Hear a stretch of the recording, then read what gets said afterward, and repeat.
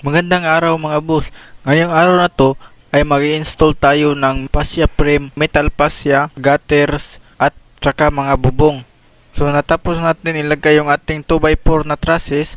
So next naman itong ating fascia frame. Bali itong fascia frame natin man, napansin nyo may si Parlin na siyang daladala. Ito kasi yung metal fascia sa ating first floor mga boss. So nilipat lang natin dito sa itaas mga boss. So ini-weld lang natin rekta doon sa ating 2x4 na trusses. So sa mga nagtatanong mga boss ko magkano yung nagastos ko dito. So bali yung nagastos namin dito mga boss ay 30k. So kasali na yung 6 na poste na yan mga boss. Kasali na yung mga bakal sa loob, yung reinforcement bar. A few moments later.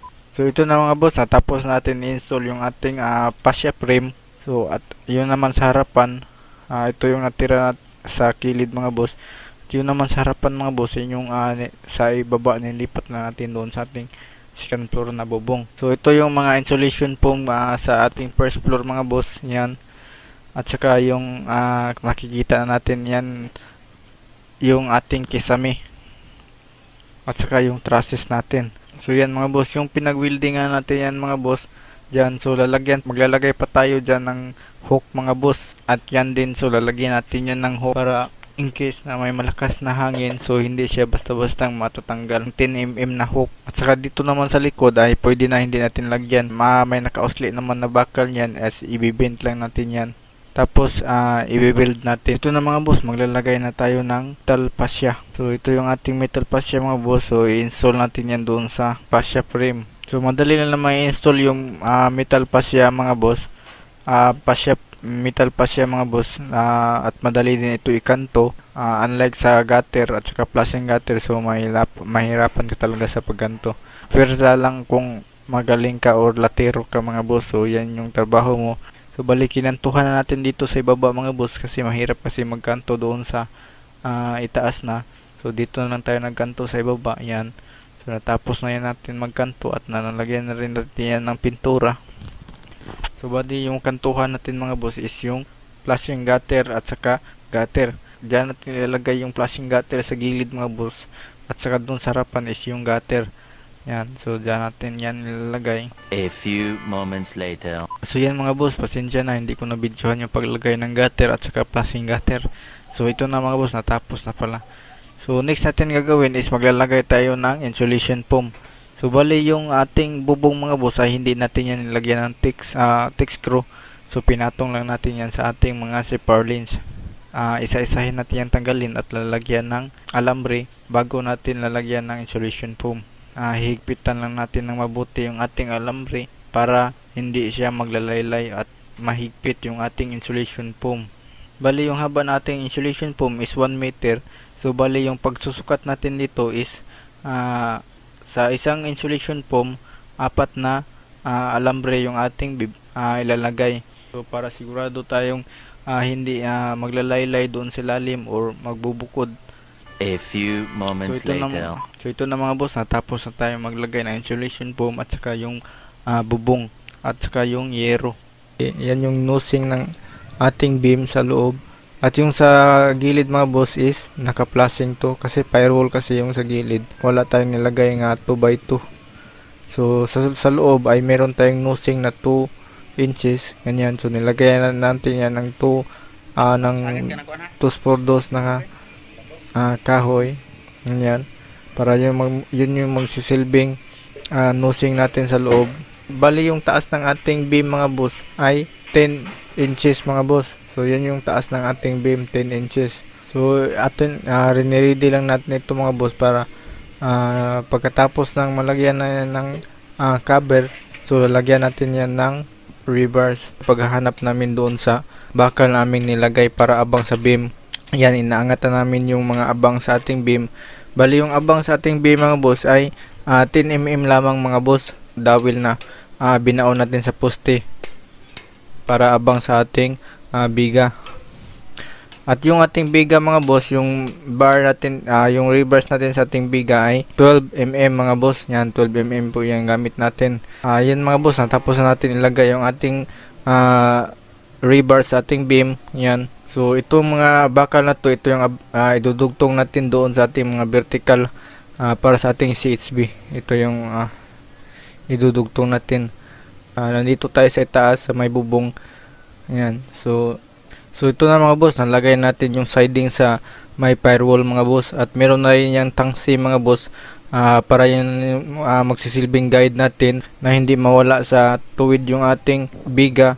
Yan, so at nalagay na rin natin yung ating mga vertical bars para abang sa ating CHB or hollow blocks. So habang yung ibang kasamahan ko ay naghahalo na ng simento para ibubuhos natin dito. A few moments later. So ito na mga boss, kasalukuyang binubuhusan na natin ito mga boss. Yan. So napansin niyo yung mga bakal mga boss, yung 8mm na bakal na yan, diyan natin ilalagay yung ating sahig. May nosing tayo na 2 inches. So diyan natin ilalagay yung ating 2x3 na bakal.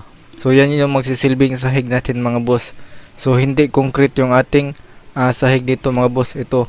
So ito yung 2x3, ito yung gagawin nating sahig natin mga boss. Tapos lalagyan niya ng plywood na 3/4. 1.5 ang kapal nito mga boss. So yan yung ilalagay natin doon. Bali 3 yung beam natin ilalagay.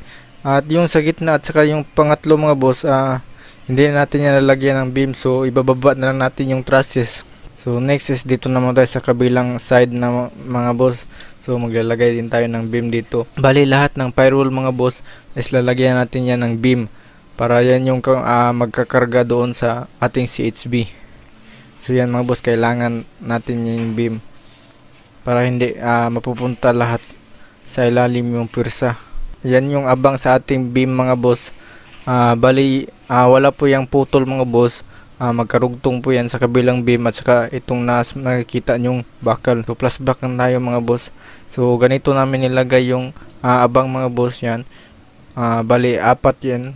Sa kabila naman is 4. So wala po yung putol mga boss. So magkarugtong po yan lahat mga boss. Bali hindi tayo gumamit ng welding sa paglalagay ng sa pagkakabit nito. So tali lang lahat mga boss. Ay iwasan na natin mag-welding mga boss, basta reverse na yung pag-inusapan natin mga boss. So yung reverse kasi mga boss ay hindi design pang welding. Saka yung sa kabila is natapos na yan mga boss. So siguro bukas mini beam. Yung kapal nito is 4 inches. Habang dito naman mga boss yung inapakan ko, ito yung trusses na mga boss sa bubong. So ibinaba natin to para gawin nating lalagyan ng sahig. So ito. So dito yung original niya mga boss. Yan. So kinat natin yan at binaba. Yan para mag-level. Ito yung level sa ating beam. Yan. So para ilalagay na lang natin yung ating 2x3 na tubular para gawin nating sahig. At nilagyan na rin natin yan ng level, tansi para maging level. So yan yung beam natin. Diyan natin nilalagay yung ating 2x3 na tubular. Yung plano namin nito mga boss, para mas lalong tumibay ito, is bubuhusan namin ito hanggang sa gitna lang ng trusses mga boss. Ayan, para matibay yung ating trusses or yung ating lalagyan ng sahig. So above standard yung ating seating mga boss. Bali yung seating natin is 3 cm. Yan, so 3 cm yung ating seating. Ayan, para matibay yung ating CHB. Ito yung bubong sa ating first floor. So balik kalahati lang yung ginawa kong second floor. Yan, so tapos na yan mga boss. Yung roofing natin tapos na rin. Bali yung kulang lang dito mga boss at pinag-iipunan ko pa mga boss is yung ating sahig mga boss, yung tubular na 2x3 mga boss. Kasi yung isa kasi niyan is 1,200 yung isa.